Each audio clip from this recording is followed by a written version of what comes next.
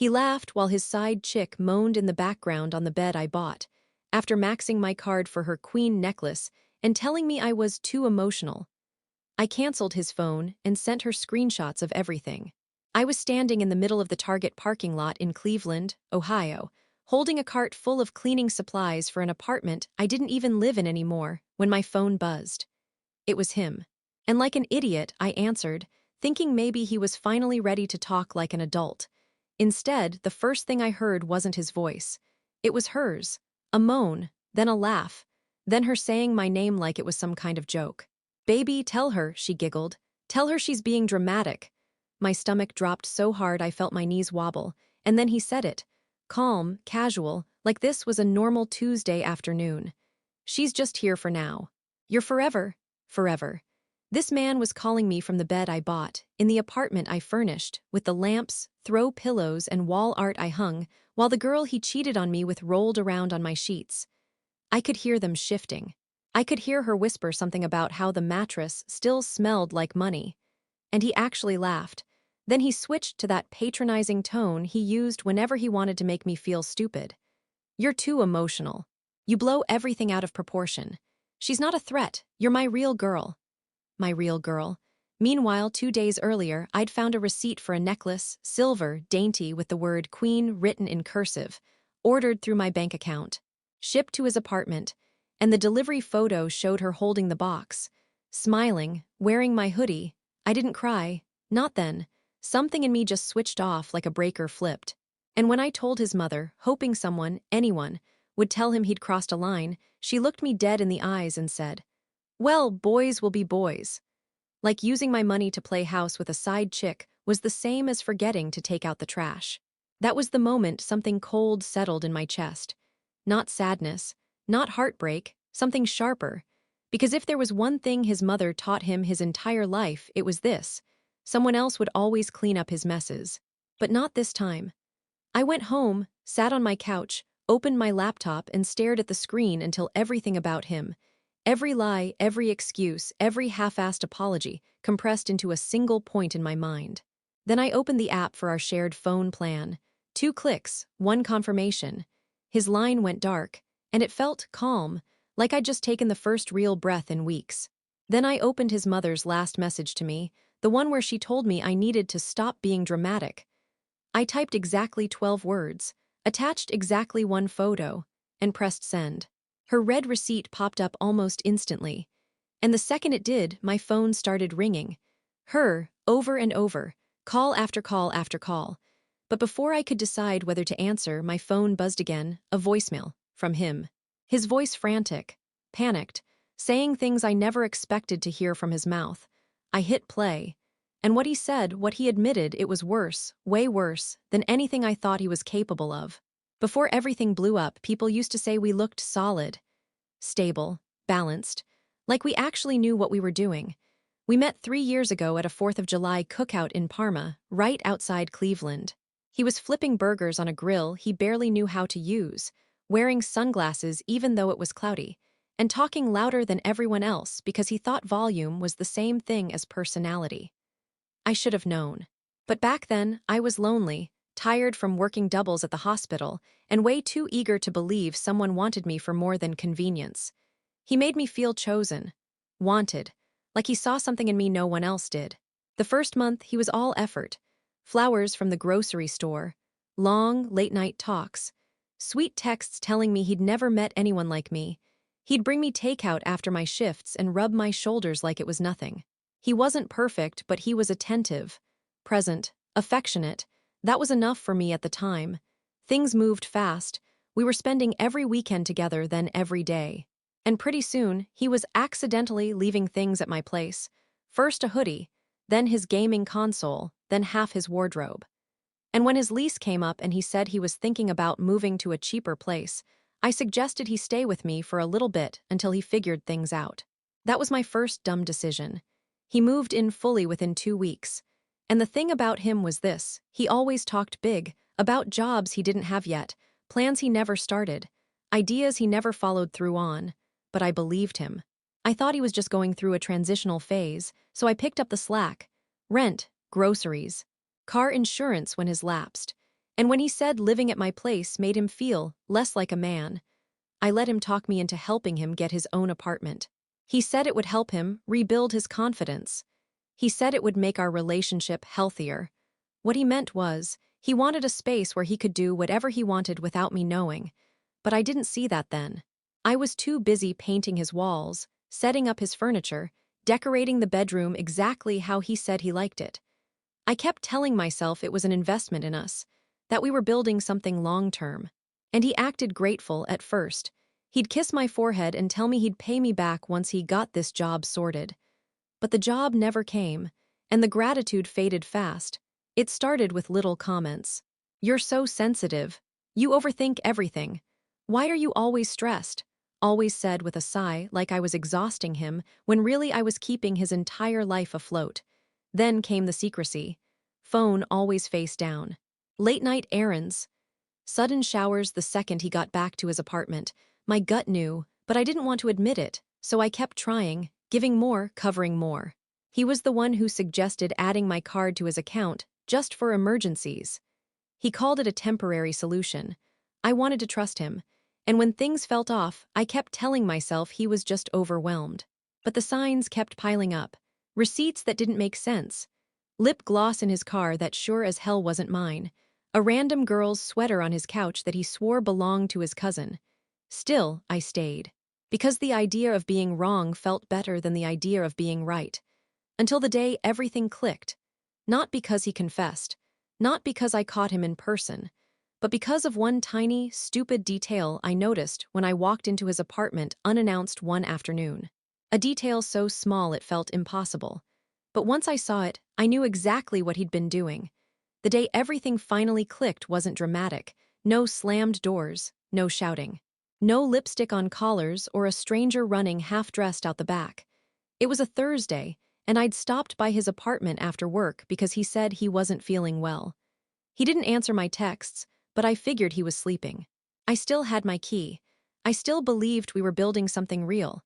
I walked in quietly, balancing a bag of groceries and cold medicine. The place smelled different, sweet, floral, like vanilla mixed with cheap perfume. Not a scent I wore. His hoodie was tossed over the arm of the couch. The TV was on low. Everything looked normal enough. But the detail that hit me was sitting on the nightstand beside the bed. A small, pink hair claw, clamped onto the charger cord. Like someone had put it there last night before going to sleep. It wasn't mine. I never wore hair claws. He hated them. He said they made women look messy. And yet there it was, holding his charger like it lived there. It was such a stupid, tiny thing, but it felt like the air got sucked out of the room. I remember thinking, this is it. This is the moment I stop lying to myself. I didn't cry, didn't scream. I just stood there, staring at that claw clip, realizing I'd been decorating a home he wasn't actually building with me. On the floor beside the bed was a Target bag with a pair of fuzzy socks, pink and white. Still had the tag. He didn't buy socks for me. He barely remembered my shoe size. I backed out of the room, walked straight to the kitchen and checked the trash. Right on top, a Starbucks cup with lipstick on the rim, bright red. I don't wear red. The escalation wasn't loud. It was quiet, like drowning. A slow understanding spreading through me. Not just that he was cheating, anyone could have guessed that. It was that he was comfortable doing it. Confident, relaxed. He had settled into it like it was his new routine. And the worst part, he didn't even care if I found out. That realization hit harder than anything else. He wasn't afraid to lose me because he didn't think I would leave. Why would I? I'd been paying for everything, cleaning everything, covering every mistake he made. He probably thought I'd swallow this too. I left without waking him. Didn't slam the door, didn't leave a note. All I took was the truth. But once you know the truth, it starts showing up everywhere. Over the next week, the cracks turned into open wounds. He'd disappear for hours and come back smelling like someone else's body spray. He'd claim he was working on resumes, even though I'd see his location bouncing around random apartment complexes. He'd get annoyed when I asked simple questions like, "Where were you?" He said I was nagging. He said I was paranoid. He said I needed to trust him more. And every time he said it, I heard her giggle in the back of my mind. The breaking point came the night he stayed over at my place and took a shower.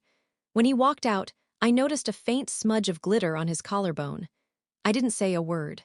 I just watched it sparkle under the bathroom light. Tiny, pink, same shade as the socks in that Target bag. He winked at me like everything was fine, like he had me wrapped exactly where he wanted. And maybe I was. But something inside me had already shifted. I wasn't trying to hold things together anymore. I was waiting, watching, letting him dig the hole deeper because I knew deep down something bigger was coming. A bigger lie, a bigger betrayal. A bomb I didn't see coming until it was too late. And when it landed, it didn't just confirm what I feared, it rewired everything I thought I knew about him. The bomb dropped on a Sunday, not through a text, not through a suspicious charge, not through lipstick or glitter or a hair claw left like a calling card. This one came straight from her. I was leaving work, exhausted, my scrubs still smelling like disinfectant, when an unknown number called. Normally I ignore those, but something in me was too drained to care. I answered.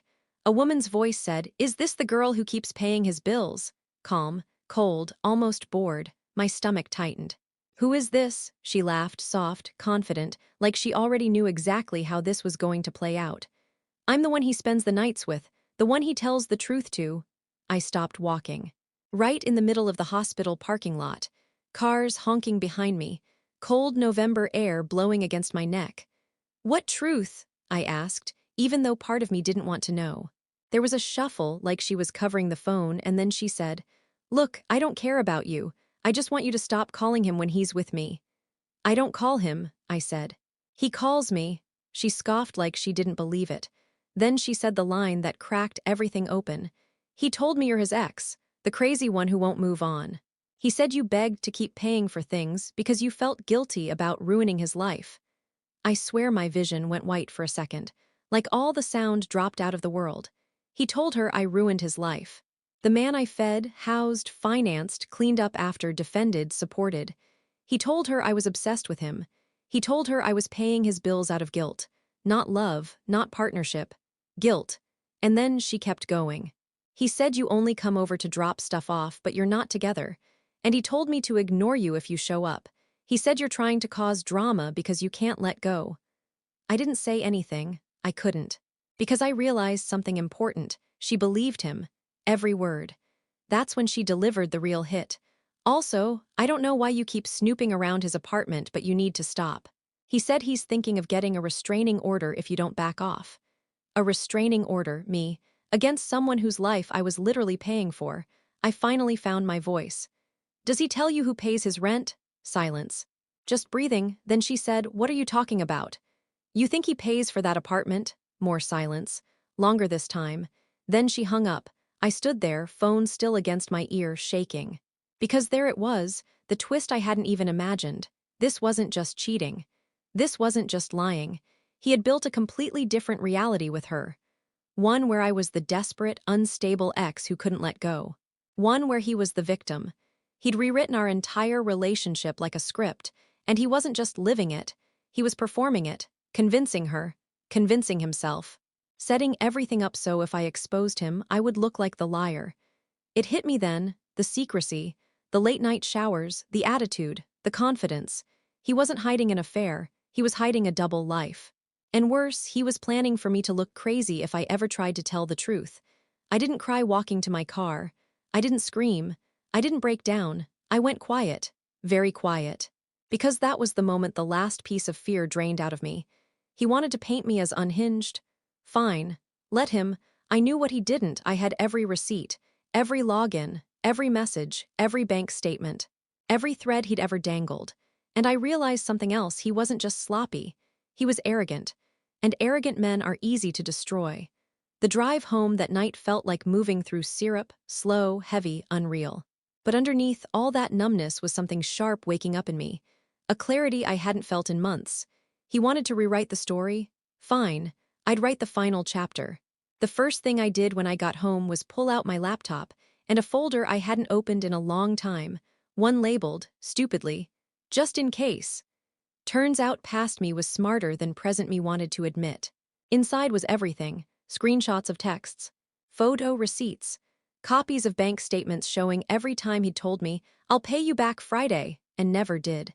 Even his lease agreement, signed electronically through my email because he didn't understand the rental portal.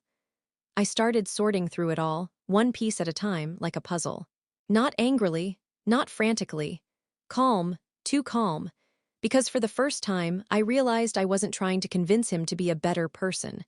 I was preparing to show him he messed with the wrong one. The second thing I did was go through the things I still had access to. Our phone plan. My bank account linked to his apps. His Wi-Fi I was still paying for. His backup email he used for everything. One he'd once logged into on my iPad and forgot to log out. He had no idea how many doors he'd left unlocked. No idea how many ways he'd made it easy for me. And the more I looked, the more pieces slid into place. I checked his Uber account. Found trip after trip to an address I didn't recognize. Looked it up her apartment. I checked his food delivery history. He'd been ordering meals for them on nights he told me he was working late. Paid for with my card. I checked his Amazon orders. The necklace, the fuzzy socks, makeup wipes, a robe, a throw blanket she had been bragging about on Instagram 2 weeks earlier, using my money to shop directly from her wish list. And then the worst one. An order for a hotel room downtown. One with a jacuzzi tub. Booked on a night he told me he was having a mental health day and needed to be alone. There was no rage anymore, just a cold, steady certainty. He thought he was smarter than me. He thought I was gullible, emotional, easy to gaslight. He thought I was someone who would fold. He forgot I'm someone who survives, someone who pays attention, someone who doesn't start fights but finishes them. So I made a list, a literal list. A plan written on the back of an old envelope. Step 1, cut the utilities. Every bill in my name, gone. Electricity, Wi-Fi. The streaming services he used more than I did. All scheduled to shut off on the same day. Step 2, retrieve what's mine. I pulled up the receipts for the furniture, TV, mattress, kitchen items, everything I bought for that apartment. If I paid for it, I was taking it back. But not quietly. Step 3, talk to the landlord. His landlord liked me. He listened when I brought concerns. And he had no idea who was actually paying the rent every month. That was going to matter. Step 4, expose the narrative. He told her I was the crazy ex. Good. Let him think that, because I had the messages, her messages, admitting she'd been in his apartment for months. Messages that put both of them in a really interesting position legally. Step 5, deliver the final blow. Not anger, not screaming, not violence, just truth. Cold, organized truth delivered with perfect timing. Because the best revenge isn't loud. It's quiet, it's controlled, it's strategic. And it hits right where it hurts the most, their pride, their comfort, and their wallet. But right as I started mapping out the final pieces, something unexpected happened, something I didn't see coming at all. A twist so bizarre, so perfectly timed, so poetic that it changed the entire course of my plan. And it came from someone I never imagined would contact me. The message came at 1:13 a.m.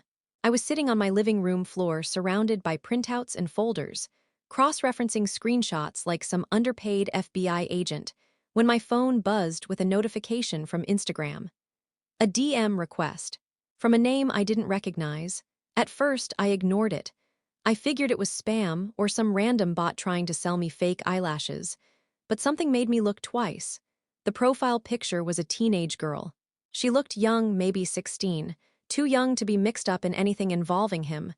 The message preview said, "I think you don't know me, but I need to tell you something." I opened it. The girl wrote, "Please don't block me.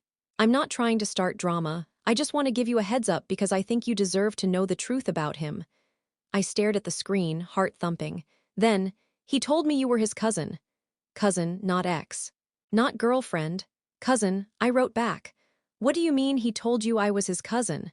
She replied almost instantly, like she'd been waiting. "He said you were helping him get back on his feet because his family cut him off. He also said you sometimes show up unannounced because you worry about him." I felt something in my stomach go ice cold. "And," she continued, "he told me not to message you because you're really judgmental and you don't like the idea of him dating someone younger." Younger. My chest tightened. I clicked on her profile, scrolled, stopped. There were photos, selfies, mirror shots. Her wearing a hoodie that looked painfully familiar. A hoodie he used to keep in my closet. My hands shook as I typed. "How old are you?" she replied. 17, I turned 18 in March." I swear my whole body went numb. I typed, "Do your parents know about him?" She didn't answer right away. Then, no. We've only hung out at his place. He picks me up at school sometimes. He said his apartment was our spot. Our spot. My mind raced. Not with jealousy, not with heartbreak, with fury. This wasn't cheating. This wasn't a love triangle. This was something darker. Something that made my skin crawl, but she wasn't done. He told me you were okay with me being there. He said you knew about me. He said you actually liked me. My vision blurred for a moment. Then she sent one more message. The message that tied everything together. And look, I just found out he's been talking to another girl too. I don't know her name, but she has blonde hair and a tattoo on her shoulder. I saw her leaving his place last week. That was her, the side chick, the one who called me, the one he said was just for now. He wasn't just cheating. He was stacking lies on top of lies, building a harem out of teenagers and adults who didn't know about each other, manipulating each of us differently, creating different stories to keep everyone separate. To the side chick, I was the crazy ex. To this girl, I was the cousin. To his mother, I was the emotional girlfriend who didn't understand how men worked. He wasn't just unfaithful, he was predatory, calculated, reckless in a way that suddenly made everything else make sense. And then she sent the final message. I only reached out because he told me yesterday that if you find out about me, he'll handle it. And I don't know what that means. But it scared me. Handle it. The words echoed in my head. That's when the fear disappeared completely, replaced by something far more dangerous, purpose. Because now revenge wasn't just about getting even. It was about shutting him down. Permanently, before he did this to anyone else. And the most chilling part, I wasn't the only one who wanted answers. Someone else, someone unexpected, was about to give me the piece of information that explained everything about him. Everything he'd done. Everything he was planning. And it came from the last person I ever expected to speak up. The last person I ever expected ended up being his older sister, Danielle. We hadn't spoken in months. She lived in Columbus, kept to herself, and always treated me politely but distantly, like she didn't want to get dragged into her brother's messes. I didn't blame her. At 8:42 the next morning, she called me, not texted, called, and her voice was tight like she'd been holding something in for years. She didn't bother with greetings. She said, I heard what he's been doing. You need to hear the truth about him. I sat down slowly, every muscle tensed. Danielle, what truth? She let out a shaky breath. The reason he does this, the reason he lies, the reason he always finds a woman to latch onto. It didn't start with you, it didn't even start with her. My heart thudded. What do you mean? She hesitated. He's been doing this since he was 19. He targets women who can give him something: money, housing, rides, food, attention. Always someone he can twist, someone he can guilt, someone he can isolate. I swallowed hard. Why? Her answer was immediate. Because he likes control, not love, not relationships, control. I didn't say anything. She continued. He learned it from our dad. Our dad used to keep two households going at once. My mom at home and another woman across town. He made promises to both, used both, drained both. Told each one the other was crazy. When my mom finally left, he told everyone she abandoned him. He lied so much he convinced himself he was the victim. Something ugly twisted in my gut. Are you saying he's like your dad? No, she said flatly. He's worse. She took a breath and dropped the real reason, the part that made my skin crawl. He doesn't cheat because he's impulsive. He cheats because he studies people. He figures out what they want, what they hate, what they're insecure about, and then he builds a version of himself that fits it. He keeps multiple women because it makes him feel superior, like he's running something, like he's in charge. He gets off on the idea that he can make people doubt themselves, that he can rewrite the truth and everyone will believe him. My hands were cold, ice cold. She wasn't done. He told us once, laughing, that women only leave when you give them a reason, so he makes sure you don't. He gives you just enough affection to keep you attached, just enough guilt to keep you quiet, just enough hope to keep you paying. But he never commits, not mentally, not emotionally. You're a resource, that's all. I felt sick, actually nauseous, because it all fit, every lie, every excuse, every time he made me feel dramatic or unreasonable. Then she said the part that chilled me to my core. He told my mom last year that his goal was to have a woman for every category. One to pay bills, one to sleep with, one to show off, one to keep his backup. He calls it his rotation. Like a system, a strategy. And he brags about how none of you ever compare notes. I covered my mouth, shaking. He did tell her something, Danielle added softly, when I saw him last month. He said you were perfect. Not for love, for dependability. He said you were the easiest one to mold, the one who believed him the longest, the one he could always come back to because you'd never leave. My chest tightened so hard it hurt. And the worst part, she said, he picked that girl, the 17-year-old, because she's young enough to believe anything. He likes women he can manipulate. That's why he targets them. That's why he hides them. Because the younger they are, the less likely they'll question him. I felt everything inside me go hollow. Not heartbreak, not anger, just a bone-deep understanding of exactly what kind of man he was. Cruel by choice. Manipulative by habit. Predatory by design, not broken, not confused, not misguided. Calculated. Danielle's last words burned themselves into my mind. He doesn't change, he escalates. And if you're planning to do something about him, do it smart, do it thoroughly, and don't warn him. Men like him only learn when they lose everything at once. And in that moment, I knew exactly what I needed to do. Danielle's warning didn't scare me. It centered me. It solidified everything I already knew. He wasn't going to stop until someone made him stop. And that someone was going to be me. I didn't go loud, didn't confront him, didn't warn him. I went quiet, methodical, exactly the way men like him never expect. Step 1, I cut every pipeline feeding his life.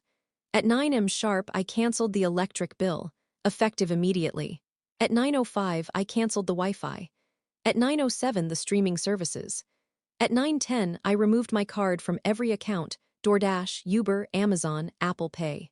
The man who bragged about running a rotation suddenly couldn't run a TV, couldn't run a shower, couldn't run anything. Step 2, I told the landlord the truth, every piece of it. I went straight to his building in Lakewood and sat down with the landlord in person, folder in hand. I explained. I had been paying the rent. The utilities were under my name. He had other women living there without permission. He had a minor coming in and out. The landlord's face went from annoyed to alarmed to furious. He asked for copies. I gave him everything, neatly printed and tabbed. He told me he'd be posting a 72-hour eviction notice by the afternoon. For unauthorized occupants and lease fraud. Perfect. Step 3, I cleaned out the apartment legally and completely. Every single item I bought, gone. The mattress, the couch, the TV, the kitchen set, the blankets, the towels, the shower curtain, the lamps, the dresser, everything down to the last fork. It took me 2 hours and 1 rental truck. When I finished, the place looked like the corpse of a home, bare, echoing, stripped to drywall. What I left behind was intentional, a printed list titled The Things You Never Deserved. Step 4, I exposed the network he built. I didn't message him, I messaged them. Every girl, every number I'd collected. I sent screenshots. Timelines, proof of him lying to each of us. Proof of him using my money to bankroll dates and gifts. Proof he had a minor in his apartment. The 17-year-old blocked him immediately and told her parents. Her mother called me to thank me and to say they were contacting a lawyer. The side chick, she posted her own screenshots on her story, tagged him, tagged his mom, tagged the apartment complex. It took less than an hour before his entire little ecosystem collapsed. Step 5, I sent the final blow to his mother. Remember the photo I sent her? The one that made her call me 30 times. It was the necklace, the queen necklace sitting on his nightstand next to the hair claw clip. This time, I sent her the police case number from the report the girl's parents filed. Attached was a single message. Boys will be boys, right? She never replied. Step 6, I listened to the voicemail he left once everything hit him at once. No power, no water, no Wi-Fi, no bed, no couch. Eviction notice taped to the door. 3 girls blocking him. 1 minor's family threatening charges. His voice cracked, actually cracked. Sobbing, begging, pleading, calling it a misunderstanding. Saying he loved me, saying I ruined his life. I saved it, not for nostalgia. For proof of what losing control did to him. And then I deleted his number. Blocked him everywhere. Even blocked his sister, who apologized but didn't need to be dragged into the aftermath. The last thing I did was take a long, quiet shower. Washed off the weeks of stress, doubt, humiliation, betrayal. Stood there until the water turned cold. For the first time in months, I didn't feel stupid. I didn't feel desperate. I didn't feel naive. I felt free. And when I crawled into my own bed, the one he never touched, I realized something simple and painfully honest. He didn't break me. He taught me exactly how strong I am when someone pushes me too far. My kicker. The next morning I woke up, stretched, checked my phone, and whispered, "Rotation canceled."